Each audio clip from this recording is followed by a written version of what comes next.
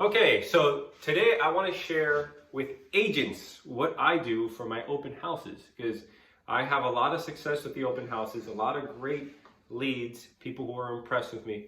And I wanted to share so that way maybe you can take a little bit for yourself and improve your production. So the first thing I do once I find out that I'm going to be hosting an open house is obviously advertise it.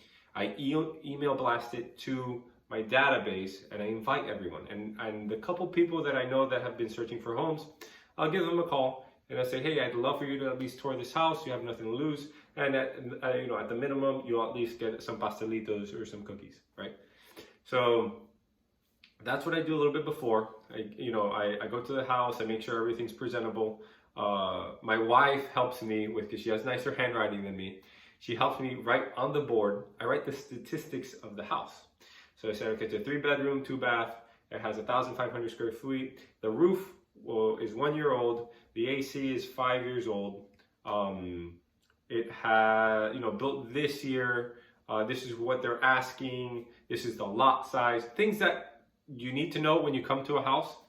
I'll have so I'll get all of that ready. I get all my signs, so my open house signs, and what I do is I put tape towards the bottom, and on that tape I grab an expo marker and I write the address. So anyone who's driving by can see the address, and then be able to pull in and follow the signs.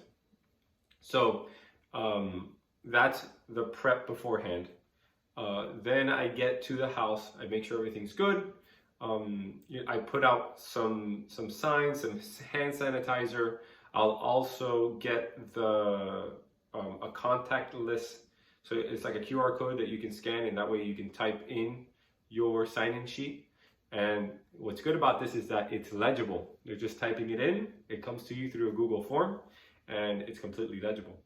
I'll put out regular sign-in sheets and some flyers. So all of that will be out. My business card as well. And as they come in, I invite them, are they looking in the area? How do they like the house? And, after we tour the house, I'll say, if this one doesn't make sense, I'd be happy to hear you, or I'd love to hear from you in the future. Before the open house, the one thing that has given me the most success is I invite all the neighbors to attend the open house. So I'll go the day before and I'll knock on their house and I'll say, hey, look, I know this is awkward. My name is Jose. I'm going to be doing an open house for your neighbor's house, and I'd love for you to pass by. I know a lot of times neighbors are curious about the home, but they feel bad coming in. So I wanted to extend the invitation so you can come by. And it's always very well received. And I'll tell them, I promised the seller I'll get the word out and that I'm doing the best I can to find a buyer. So who do you know that wants to live in our neighborhood? And they typically say, I don't know. And I said, well, if you know, would you mind letting me know? Here's my business card. And if anyone pops up, go ahead. And I'd love to, consider them, because I'd rather a neighbor choose a buyer than myself. So that instantly creates a good rapport. They see you there. They see you working hard. So in the future, they think of you.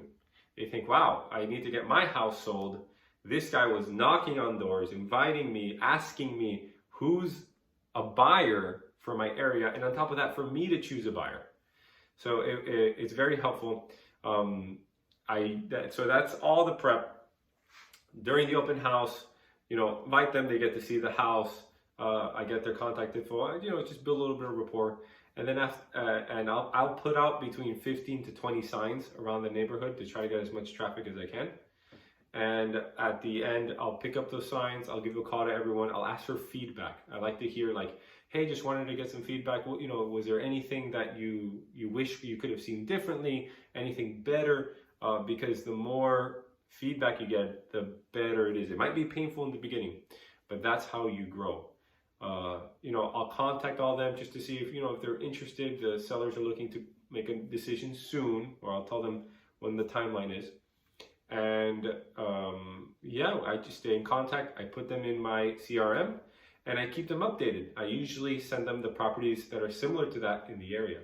So I'll send, look, these are the properties for sale in the area, and I put them in a drip campaign This is good content. This is what you have to do when you get the appraisal, when it doesn't appraise during your inspection period.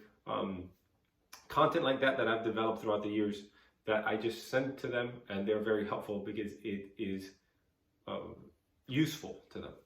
So that's it for today's video. Just wanted to share, if you like this, go ahead, like, subscribe, leave me a comment below. I'd love to hear your thoughts, and maybe you do something different for your open houses that is working very well. So I'd love to hear that.